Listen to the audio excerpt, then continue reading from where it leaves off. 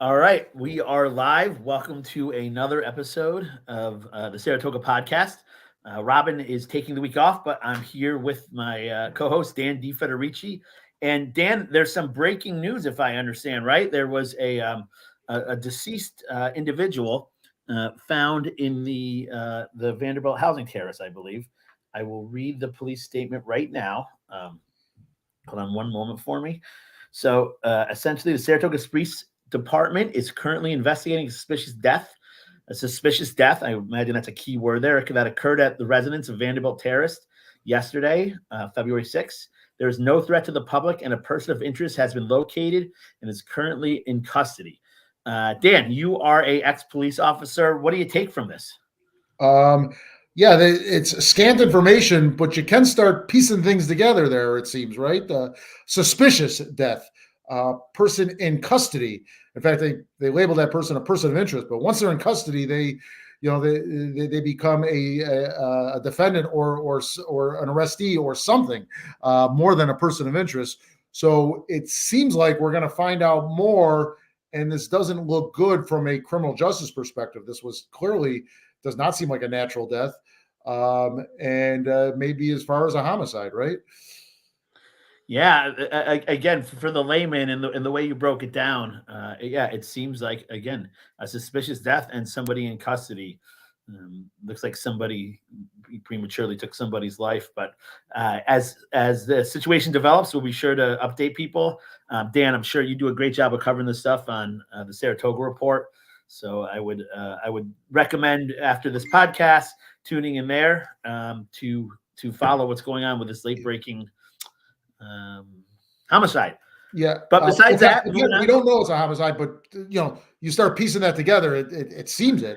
And just real quick, the only thing I could really get from the police department was they may have more information this afternoon. So if there's a press conference or another news release, we could could even happen while we're going live here. We'll certainly do our best on Saratoga Report on the What's Going On Saratoga Facebook page. We'll get it out there. All right, moving on. There was a city council meeting last night. You watched it, Dan. We'll start where we always start with public comment. Anything stuck out with you with public comment? Because public comment is always noteworthy, right? It starts at the beginning, but there's always something. And yes, there was times. First of all, it was mostly respectful, vehement at times, but not out of hand. And I give credit to Mayor Safford. It was the first time, he's only been in a month and a half now, not even. And there were people that were going over their time, and he was firm about it. He was respectful, but firm. I should note, everybody that came up there, he noted the first words out of his mouth were, you are welcome here. And again, he means it when he says it. You don't feel empty when he says something like that. And I believe he means it. And but there were there were some standard comments, dance floor coming, etc. But then there was some strong comments and some people going over. And again, he played this loud music. I think you saw that part of it where if they went over. Yeah, he has essentially I would say playoff music, but really is like the standard Apple phone alarm. Okay.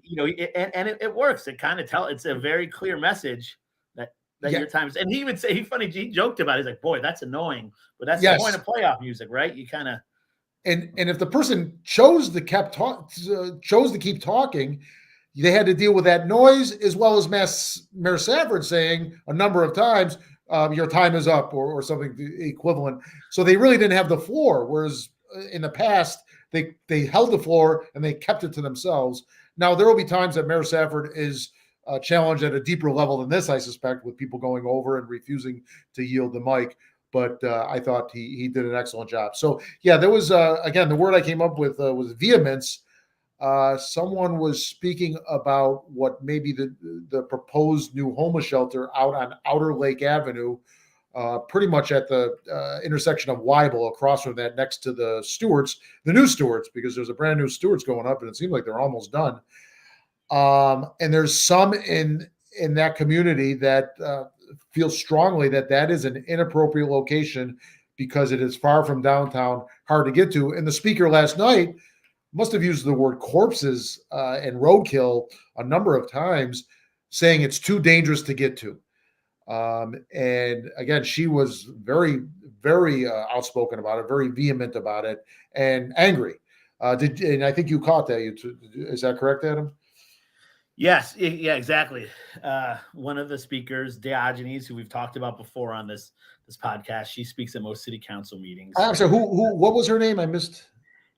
Boy, this is where we missed Robin. Her name is Diogenes, but that's not her given name. Her given name is something else. And she lives out by Saratoga Lake at a trailer park.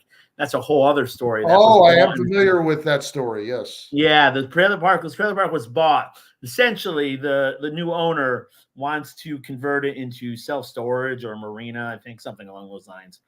And he's trying to get rid of all the residents. And that's a whole different story. But this lady is very, very shows up for a lot of city council meetings, and she's essentially said with it's a matter of as a landlord, I could say you just can't go throw people out in the street, and rightfully so. I agree with that.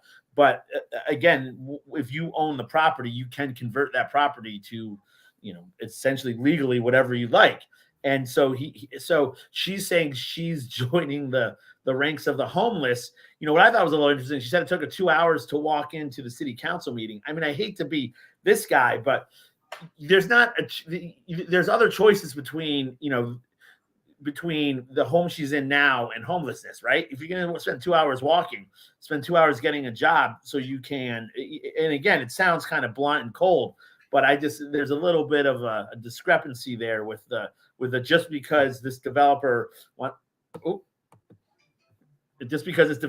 to develop this land doesn't mean she's going to necessarily be homeless. But that was one comment. Again, it goes back to this homelessness task force that decided essentially, and Tom Ruin was the chair, and he made the point that that they decided there needs to be a low barrier shelter, which I don't know that I necessarily agree with. And B, they picked what they thought was the best location, which was east of the Northway on Lake Ave. So like you said, way out by that Storts on Weibel Ave. What are your thoughts on putting a low barrier homeless shelter there, Dan? Well, putting it there is a lot better than the original proposed location on top of Spa Catholic before, right? So at least if you get to the point that, yes, first of all, let's credit Tom Ruin and the others that served on the task force. And I know there's some, there's actually something we'll talk about shortly about some of the people on it, but they served to their best of their ability. I credit Tom Ruin for leading that. It was a great choice. So, I'm thankful there's people in the community that will serve in that capacity. And that location, notwithstanding the concerns that were said last night, and I think they're legitimate concerns, even if you have a bus route, even if you have rides going there, some people are going to maybe choose to walk at midnight, which could be dangerous. So it's less than perfect. But, perfect here is the enemy of the good, right? It couldn't be downtown. It couldn't be at the location that they proposed downtown at the former senior center. Ultimately, that was the decision that was made. I think it was a prudent decision. In fact, it was the only decision in my book. So we have to serve the homeless somewhere. Now, what roles that location is between, low barrier, permanent shelter, and code blue, or combinations of all those things, get to in another day. But we have to have something better than what we have now.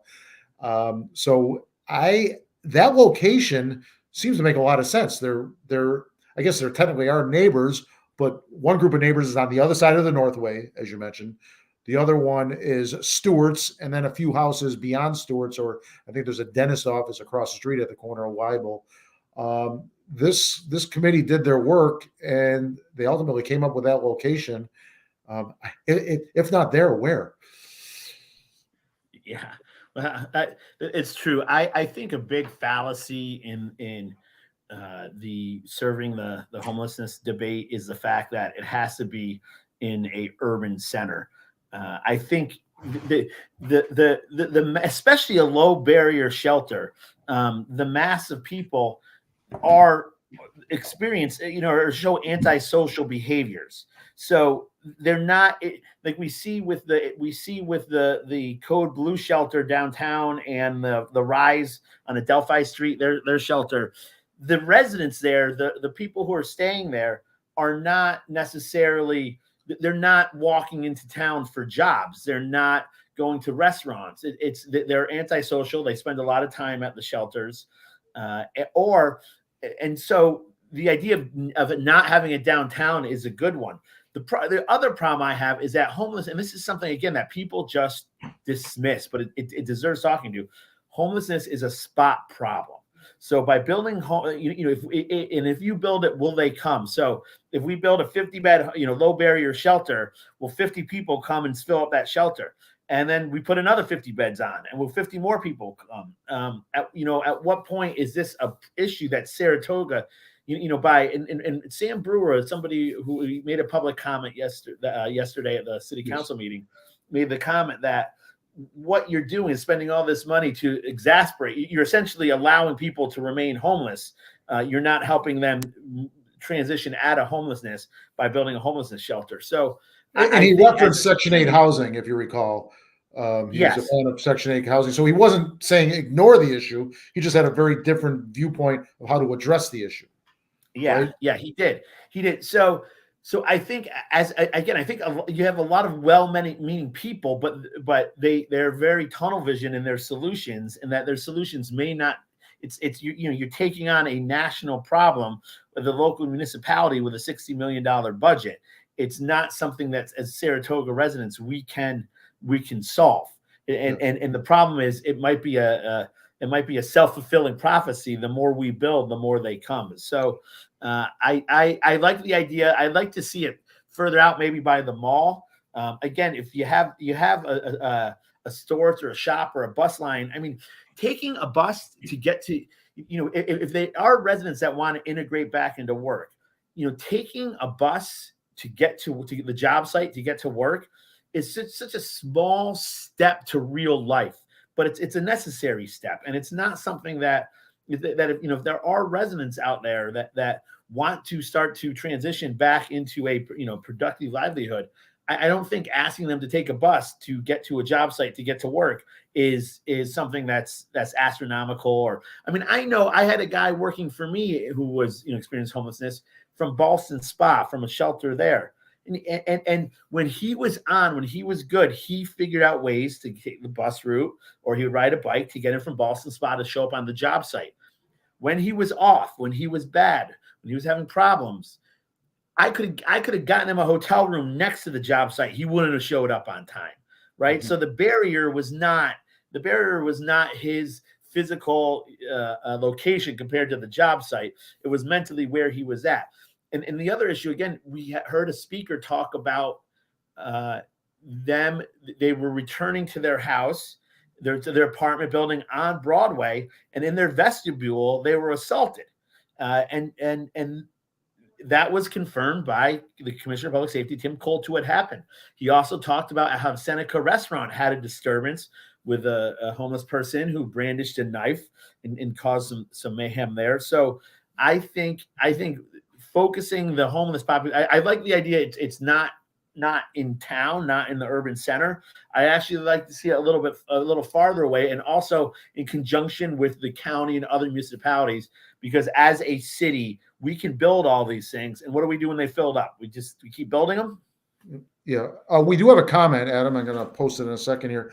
And I want to get back to what you talked about the speaker last night. The 2 inches. So Bill S., keep in mind, this is just the beginning. For years, the homeless in Saratoga has been largely ignored. Now it's being addressed. I think patience is key right now. Bill, thank you for that very measured comment. Adam, I want to get back to what you said. So yes, there was a speaker last night, and he told two different stories, both apparently about homeless people. He was assaulted apparently late at night in the vestibule of his apartment building by a homeless person. I think that's been confirmed. And then he segued into, and by the way, there was a homeless person at Seneca Restaurant who damaged the bathroom. And now the knife part of it, Adam, I doing some follow-up phone calls this morning.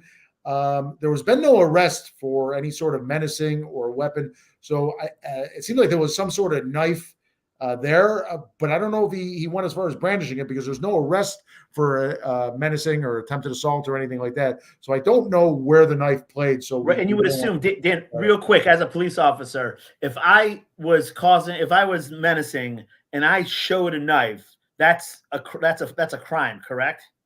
If you're showing the knife in a threatening manner to raise a reasonable fear in the person that you're showing to, or many other weapons, that would be menacing. But there has been no arrest. That subject was arrested, but not for anything weapon related, including menacing. So it could be pending. I don't know, but I think the facts are not fully fleshed out on that portion of the criminal justice charges. But he was charged for some level of criminal mischief and maybe one other non-weapons charge. So we may want to dial it back a little bit until we know a little more about it. But that person, like Bill said, we'll give it a little patience with it. I know. I heard the name, but I don't have it handy right now. But that person spoke.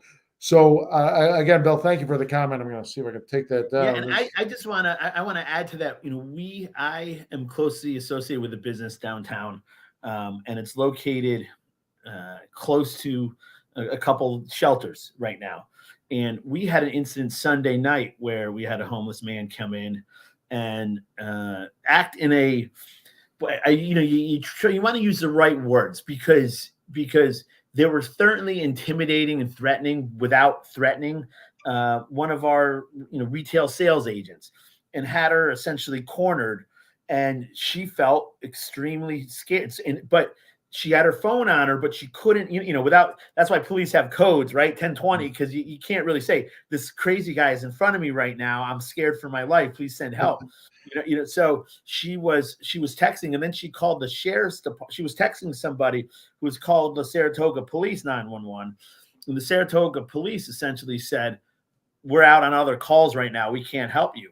So this young lady dialed 911 and was kind of talking to the dispatcher, and the dispatcher was trying to get her to describe what was going on, and she was trying to give code to, there is a threatening man in front of me.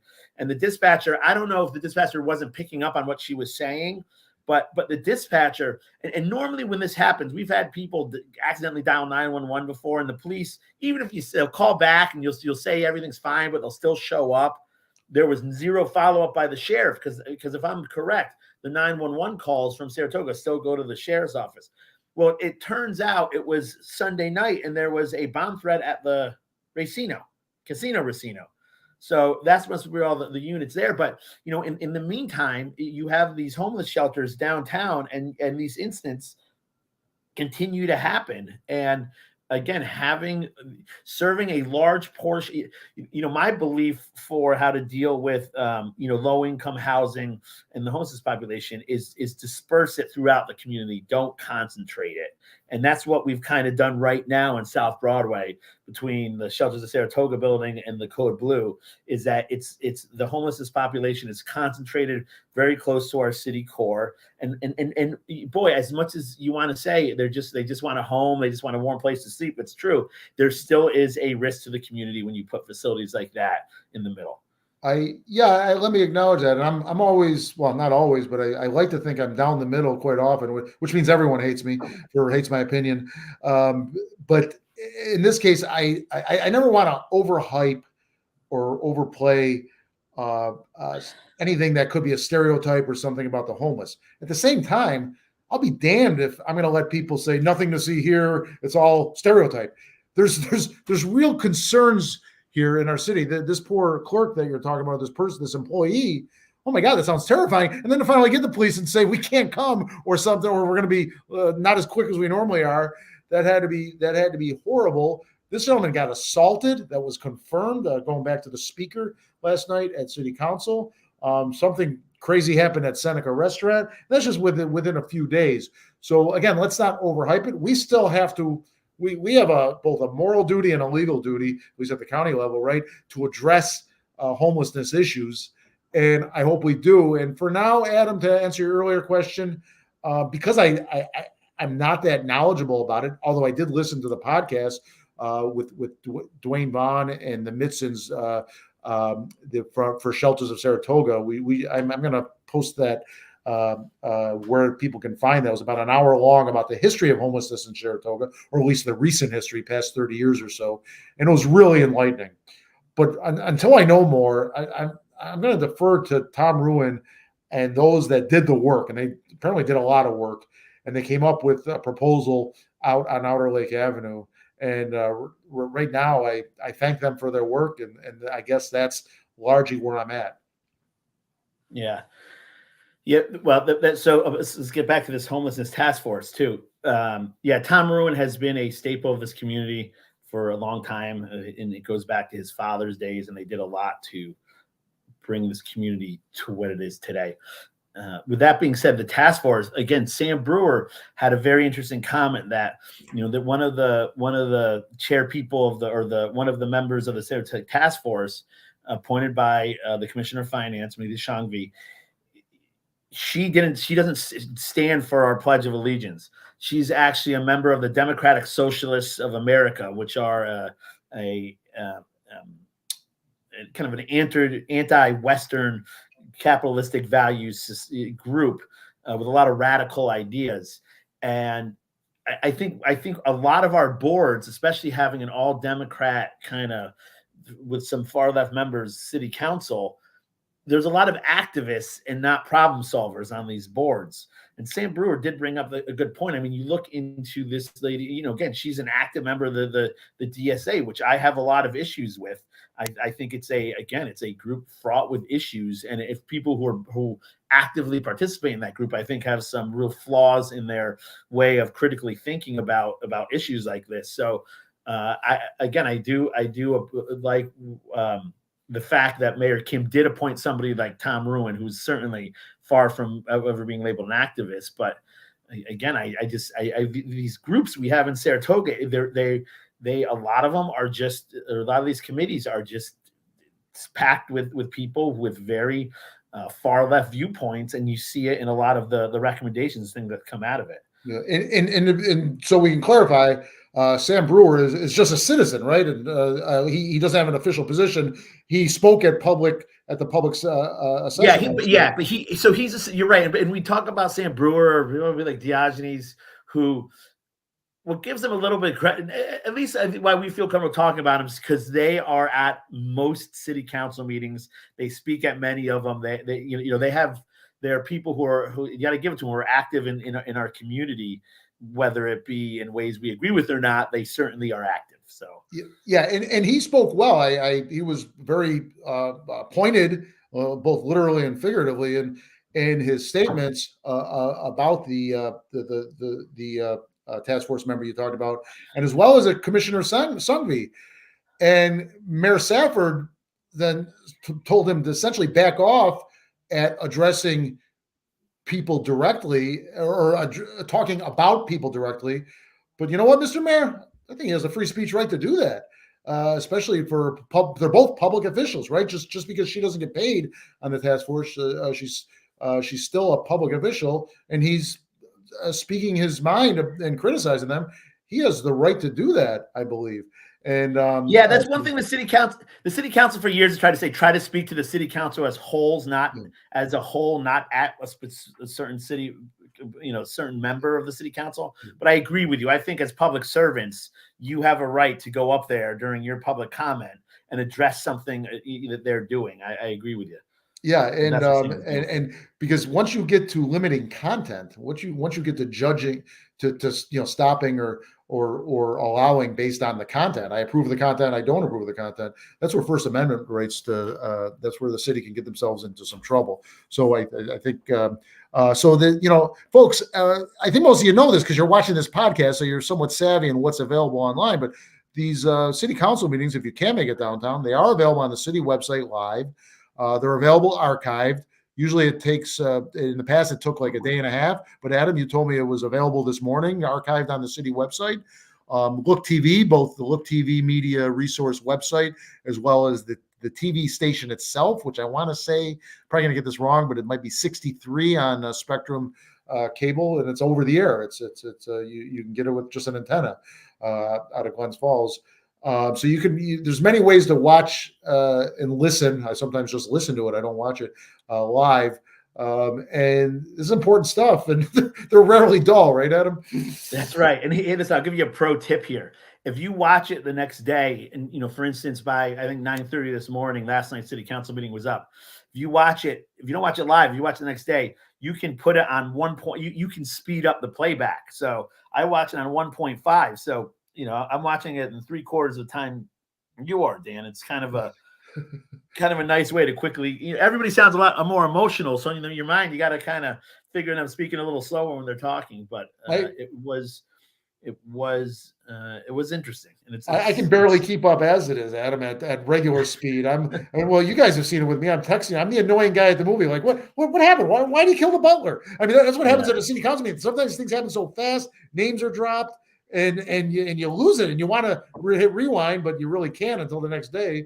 So it's even if I listen to it the next day, I have to play it at the normal speed. But that is good to know, especially if there is a dull point, and there are dull points certainly.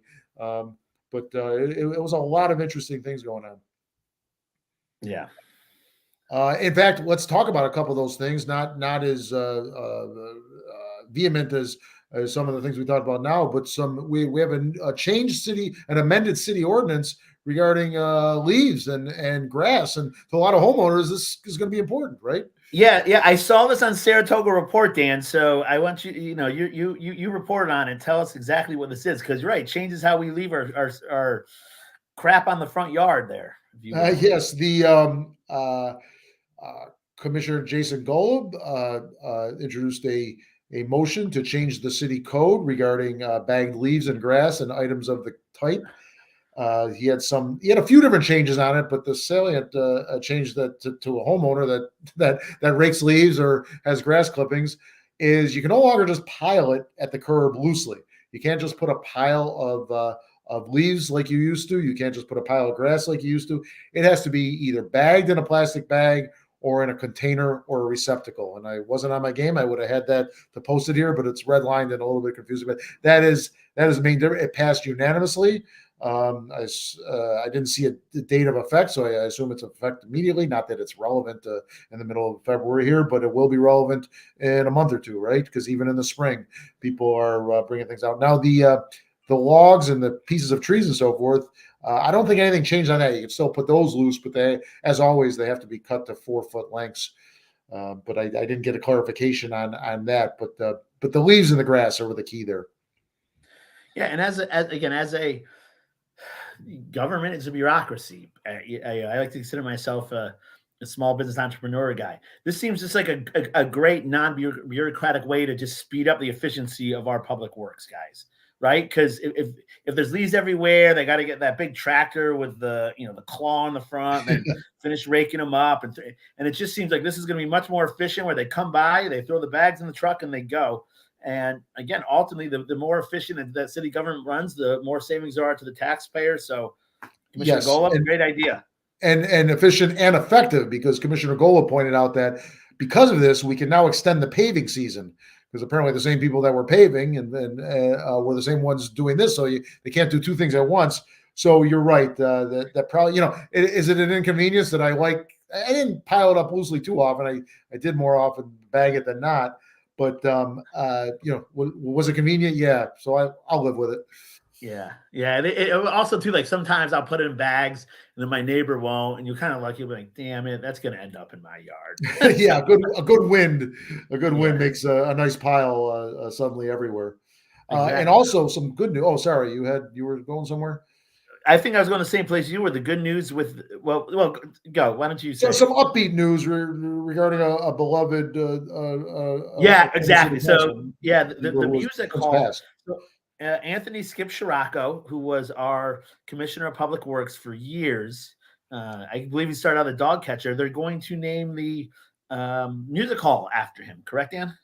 Correct, which is totally appropriate for two reasons. One, I don't know if I knew this all along. He was a lifelong musician, so the music hall, that apropos. But also, he was the one that was in charge of refurbishing the music hall after I think it was a lightning strike and a fire that took like 2 years at least to to finally open back up and fix, right? Yeah. So he was integral in that part. So the ceremony is going to happen on the 29th of February, which was his birthday, and it's good to see politics be put aside and the city kind of come together, and whether you're Democrat, Republican, somebody who serves this city for that long, I think deserves a little immortality in the city. So I'm happy that's happening, and good for him and his family. Yeah, me too. And I didn't know him well, but I did interact with him a few times, and he certainly was a masterful politician and public service official. The public works as it does now, but it was certainly in his several terms was really active and effective. I don't recall complaints. I never had a complaint. I would call about an issue and they'd be right on it. And he was just a wonderful human being from what I understand. Yeah. All right. So a couple controversies going on. One is, have you followed the lunch controversy with the? I don't know how I missed it. If it's out there, I missed it until you brought it up to me an hour and a half ago. Yeah. So this is interesting. Again, I think you have the. Let me know when you want me to hit it up now. Yeah, see if you get the graphic up. So, what had happened essentially is that I think it was 2020, after the murder of George Floyd, the mayor or the governor of New York kind of tasked all municipalities and police forces to reimagine policing. So Saratoga came up with this 50-point task, this 50-point plan on for our police department and what they should be doing to become a better police department. So this 50-point plan was then it's been slow rolling out. And I got to say, the group that came up with this 50-point plan, again, it was a task force of, I would say, many activists. And so some of these points weren't legal to do, were impossible to do. Like, for instance, I think one of it was to keep, state law enforcement out of the city or something along those lines, which a municipality can't. We can't tell New York State Police they can't come in. That's just not how the government works. But it was slow rolling out, and for multiple reasons. And so the city, and this is a big issue I have. The city spent $75,000 on consultants to come in to take inventory of where we're at on this police reform task force 50-point plan.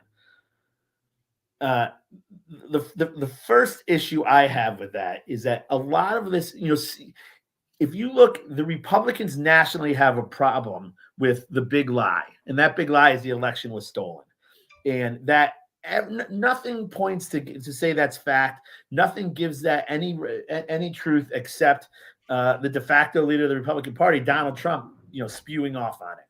Well, locally we have the big lie of the murder of Darryl Mount, and why Darryl Mount, his death was tragic and too soon. A lot of the far left in the city perpetuated this myth that the Saratoga police were racist and were part of the death of Darryl Mount. And they use the word murder quite often.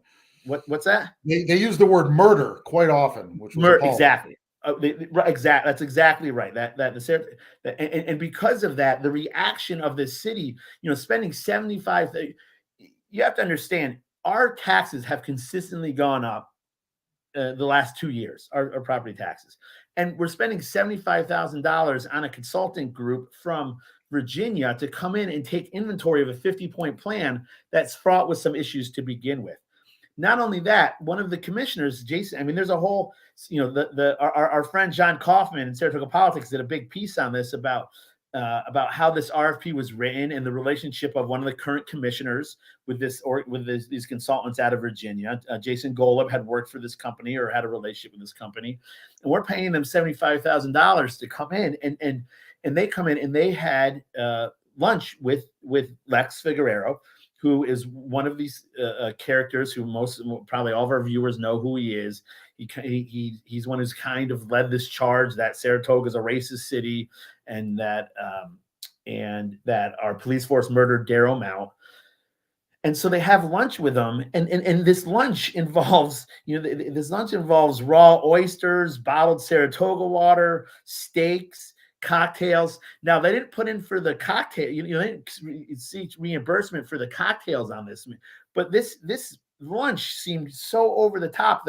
And the fact is, there's a government per diem for lunch, right? The government comes in and says, the federal government says, this is what a lunch should cost you in Saratoga Springs, New York.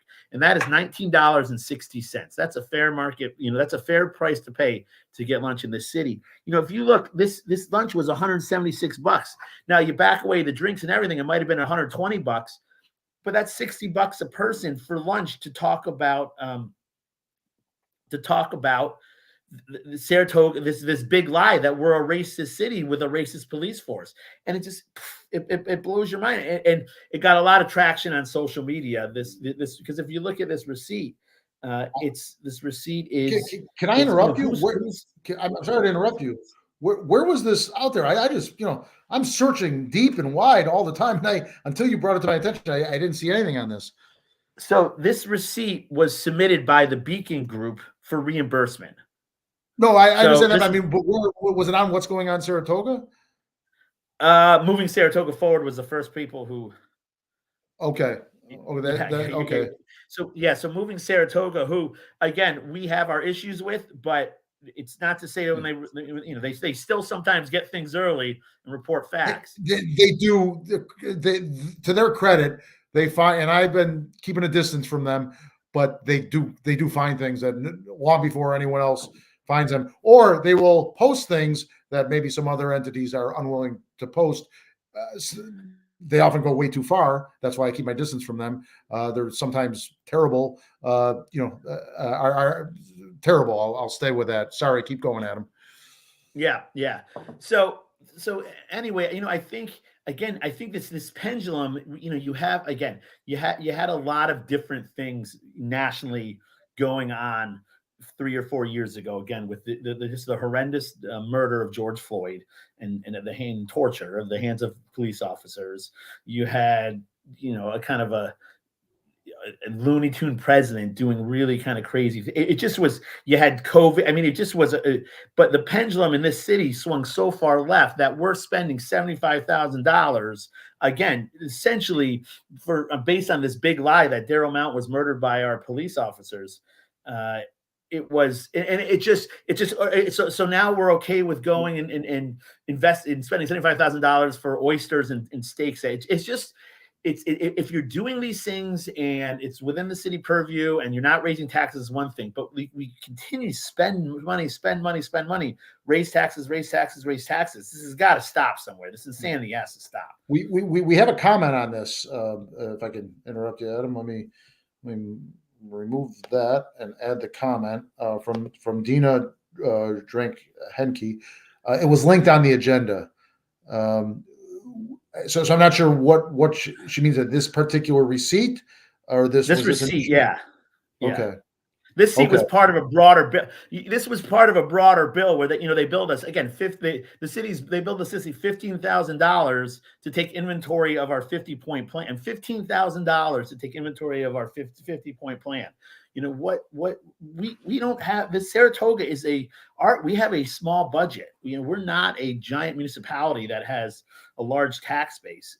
These expenditures add up, and ultimately what you see continued, in the government, the term is raising revenues, right? That's what the politician will tell you. We need to raise well, the only way a government raises revenues is by taking your money. Right? They're just finding creative ways. That's all. It's taking your money. So when they raise revenue now, they charge for parking, which again, I'm not against, but I don't want my parking to be paying for oysters and steaks for lunch for anybody. Doesn't matter who you are, right? Some humility. Stick within the government GSA per diem. Dina, by the way, thank you for that comment and helping us out or helping me out. Believe it or not, Adam, I see it a little differently than you. Not completely at all, but when I was president of the Troopers PPA, I had an expense account, and I wined and dined a lot of people, including our own members. At the same, and I'm sure this is in their contract with the city that reasonable and necessary expenses We could question whether they were reasonable at the most expensive restaurant in town or one of the most, and we could question whether they're necessary. But it doesn't rise to the level of unseemly in my part. Imprudent to go to that restaurant when there's several others. I would agree.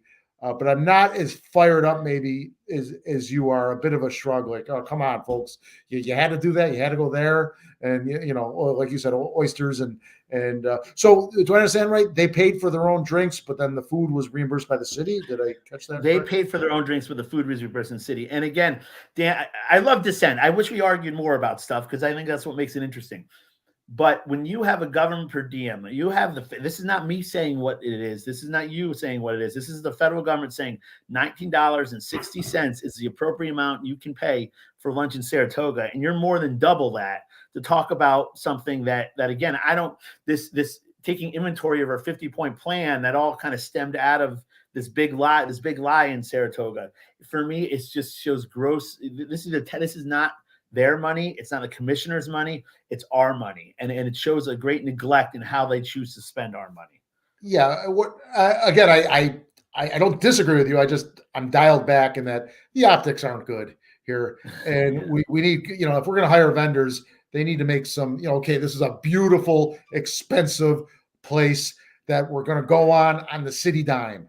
Can you go to Cantina? Can you find somewhere middle of the road? I had a $12 turkey sandwich for lunch yesterday at Compton's. It was delicious. No, they could do a little better. I will use my tax dollars to get them somewhere better than Compton's. Actually, I love Compton's, but it's noisy in there. It's not a good place to do business. I'm not appalled. I'm a little shrug, like, oh, come on, guys. Come on, think better. Look at the optics. But I'm not. All right, well, let's talk about another controversy. Let's see if this appalls you. Yes, okay, this one might. Yeah, I don't know. Are you familiar with the Spring Street cat, Kane? From what I've read, nothing inside, I guess. Yes, and it's a bad story, right? I am. If the allegations are true and the person has not been convicted, I am appalled. Yeah. Go ahead. So on Spring Street, which is a this is where I live. It was a neighborhood cat. And we have Spring Street Deli close by, and this neighborhood cat, and like any loose, whenever you're letting your animal run loose through the neighborhood, you're going to have people who love that animal and people who are annoyed by that animal, right? It's just the nature of the beast. Pardon the pun, but true. And so this cat Kane was going into Spring Street Deli, and it was an outdoor cat, and it was going to Spring Street Deli. So finally, the owner took the cat and drove the cat and left him at the animal shelter. Allegedly, right? It's like, because he's not. No. This is not allegedly. This is on video. Okay. Now the animal shelter was. Here's the problem. I think it was a Friday after 5 or whatever. It was after 5 on a very cold night, and the animal shelter was closed, and he still left the cat there. It's on video, and he actually stick to allegedly anyway until he gets convicted. Right. Cover our bases. Yeah, exactly. Right. Until it's proven, it's all allegedly. So this cat has now not been found. This has been weeks, this was a family pet that people are devastated at. And real quick, just because I've been it's been very active on my Facebook group. What's going on in Saratoga? It's been very active in the neighborhood. It is undefendable what this guy did, right? And you'll hear the argument like this, and this is an outdoor cat. He just brought it outdoors to the animal shelter. It's still animal cruelty, and this guy was charged as such. But there's a little issue I have, and this is hard to say. It's hard to just defend any of this with completely taking away a man's livelihood. And the reason I'm a little bit partial to this is that I know this man's family, but I grew up with his wife, and she's just a sweet lady. And not only that, but and I don't know, nobody's ever brought this up, and I don't know, but there is a family member who needs a lot of medical help, and this is all I'll say.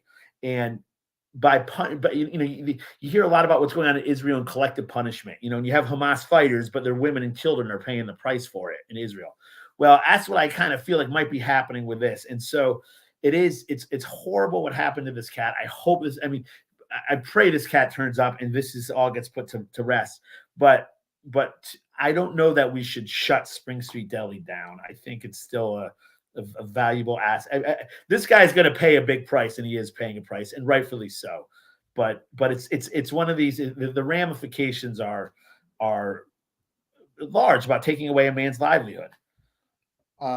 Yeah, I hate to see that. A, because I used to live right near Spring Street Deli myself, and B, it's a good business, and C, there's employees there that rely on paychecks from there as well that he's going to have to lay off if business remains down or they close ultimately. So that concerns me. At the same time, people do have the right to assert their feelings with their wallets, and that's what happened here. If he's if everything is true, because I only know this everything second and third hand, he made a horrible mistake, and he is gonna pay for that. When you're a business owner or a politician, or in my case when I was a state trooper, you're in the public eye, and when you do things, if you think it's unfair or not, the reality is there's a much bigger microscope on you than the guy that works in a warehouse 20 miles away. And I'm not saying too bad, so sad, because what you're telling me, everything, especially about anything with his family, that's terrible. I feel awful. I wish it would go away. The issue, meaning, I hope it'd be great if they found the cat. Yeah, Kane, come home. Yeah, the neighborhood misses you, Kane. I feel terrible for everybody involved. Certainly the cat and the cat's family is kind of where I'm at. Again, if you hate me for bringing it down the middle, that's my honest thing. I'm not trying to be down the middle. That's where, in my old age, 20 years ago, I would have been pounding my fist on one side or the other. I guess I've got some wisdom in my gray hairs. All right. Well, I think that's all we got, Dan. Cheers and cheers. You got anything else? Robin usually we miss Robin. She's got all the cheers and cheers. The cheers and cheers. And let me see. Wait a minute. Look at Robin. She did that. Look at that. I'm a genius. You don't have a technological genius. I have a cheer. I have two cheers. One, the first cheer to you, Adam Israel, and your Facebook page, What's Going On Saratoga, because I saw this morning it reached 50,000 members. Applause. Wow. That is significant. I knew you were closing in on it, and I didn't know when you'd hit it. I knew you were hundreds away because you were at 49 point something. That is, What's Going On Saratoga. I find, because I search things for obviously Saratoga News, for Saratoga Report, and that's one of the key sites I go to. And I found out about the bomb threat long before the standard media outlets found it. That may not be but I found out about serious things happening in this community, whether it's breaking news or an ongoing story. So your site, I applaud it. My second one is Chowderfest is this weekend. And a double cheer for Chowderfest, and that the weather is looking stellar. It might even be too warm to enjoy chowder, but I'll take that problem any day, because I've done, and you've done, some miserable, frigid Chowderfest before. So I'll take 49 degrees for Chowderfest. I hope last night at the council meeting, Commissioner Dylan Moran said the estimate is 30,000 people, and he predicted it's going to go north of that. So that would be great. Obviously, we don't want gridlock in the city. We don't want so many problems, but it's generally gets a little crazier as it approaches 4:00, right? There's some people that have had plenty of drinks, but Chowderfest is great. So I cheer you, Adam. I cheer What's Going On Saratoga, and I'm cheering Chowderfest starts at 11 a.m. And it's not just downtown, folks. Let me give some love to the outlying area. There's a map on the Chowderfest website. I posted on Saratoga Report this morning of the places both downtown as well as on the outskirts, going as far as Ballston Spa and Malta, maybe even Round Lake. That have it going on. Yeah, that's just like real quick on your two cheers. One, it was funny. I was talking. Our family owns the inn in Saratoga, and I was talking to the general manager there, and she says we do really well when the weather's awful. Because it's a place to go and park. So but we still have parking there. We're gonna have live music. I'll just plug the family business for a second. Come check out the inn at Saratoga. As far as What's Going On in Saratoga, thank you. It's been something. But what really kind of gives me motivation to do it is the moderators, and Dan, you were helping me bring in some really great moderators who help weed out the stuff that shouldn't be there. That's all I'll say. But what really makes it worthwhile is when you see a family in need of help and posting it on there and receiving help from members of the community. Today there was a young, I believe it was a young gentleman who's moving into becoming a preacher and advertising church services. And if we can bring people closer to a call and closer to God, I think things like that really make it, or watching local businesses promote themselves and find new customers. It brings me great joy. So thank you to our 50,000 followers. As far as my cheers and jeers, first, my cheer, and this is kind of a funny one, is to somebody who I enjoy. He enjoy watching his show. He's known as the notorious JEW, Dr. Dreidel. He's head of the Jutane clan. Ben Shapiro, who had the #1 rap song in the world for like a week. Do you know who he is? No, I'm old, Adam. Ben Shapiro he's a conservative commentator, and he graduated from Harvard. Smart guy, young guy, very conservative. So he's very conservative, but he's very smart too. He doesn't push conspiracies. He's not a crazy right wing, but he's Jewish, wears a yarmulke, and he did a rap song with a guy named Tom McDonald, who's another conservative, very conservative rapper, self-promotion, his own label, and they rose to #1 in the charts and the #1 worldwide. So, and for him, it was kind of a joke, and he kind of liked that it was a joke, and so he called himself Dr. Dreidel, and so I just that's where I ran with that. So anyway, cheers to Ben Shapiro for being the #1 rapper in the world for a solid week. And then my cheers go to the police. And usually I'm very, I'm very pro police here. I appreciate them and what they do and how they put their lives on the line. But again, we had a young lady who was in trouble, who was doing her best to signal the police, and they couldn't be. We talked about this. They could appeal. I feel like even if there's a bomb threat at the casino, they still have a community they have to police. They can peel somebody off. Luckily, this ended with it didn't end tragically, but I also think that that they should have followed. They get a 911 call where it's clearly there's somebody's in duress. You got to follow up on it. You just can't. It just blows my mind they didn't. So did they ever respond? Did they ever respond to it? They never responded. That is a concern, right? That's a valid concern. It is. So for our law enforcement community, I'm still very appreciative of all you guys do.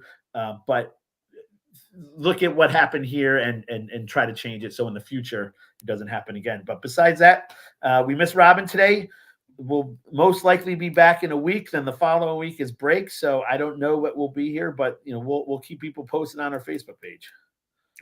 Excellent. Adam, thanks. Folks, thanks for watching. Thanks for the 2 commenters. Adam, you want to close us out? You just did, but you have a sign off. Stay charming, Saratoga. Okay, thanks. All right, Dan.